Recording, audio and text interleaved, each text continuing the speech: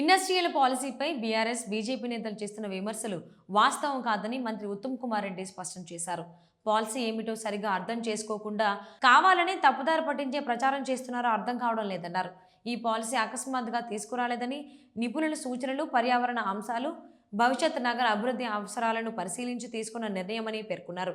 ఇదే అంశంపై BRS senior నేత, మాజీ మంత్రి టి హరీష్ రావు చేసిన ఆరోపణలను మంత్రి ఉత్తమ్ తిప్పికొట్టారు. 3 కొత్త థర్మల్ పవర్ ప్లాంట్పై రాష్ట్ర ప్రభుత్వం తీసుకున్న నిర్ణయంలో 50,000 కోట్ల రూపాయల కుంభకోణం ఉందనే వ్యాఖ్యలు పూర్తిగా నిరాధారమని తెలిపారు.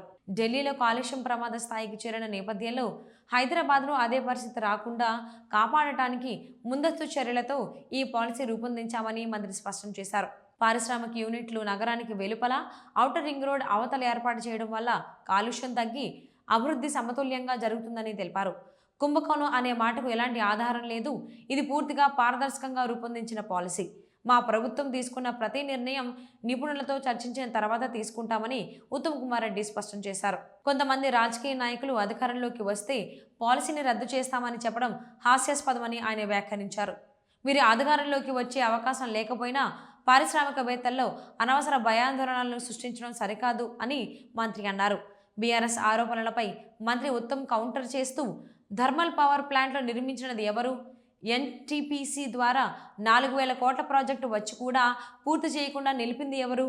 కేంద్రం సబ్ క్రిటికల్ ప్లాంట్ వద్దని చెప్పినా భద్రాచలంలో పెట్టింది ఎవరు? ఈ ప్రశ్నలకు బీఆర్ఎస్ సమాధానం చెప్పాలి అని పేర్కొన్నారు. పారిశ్రామికవేత్తలు కొత్త ఇండస్ట్రియల్ పాలసీ ప్రయోజనాలను వినియోగించుకోవాలని, పరిశ్రమలను ఓఆర్ఆర్ బయటకు తీసుకువెళ్లే నిర్ణయం పర్యావరణ పరిరక్షణకు కీలకమని మంత్రి అండర్లైన్ చేశారు.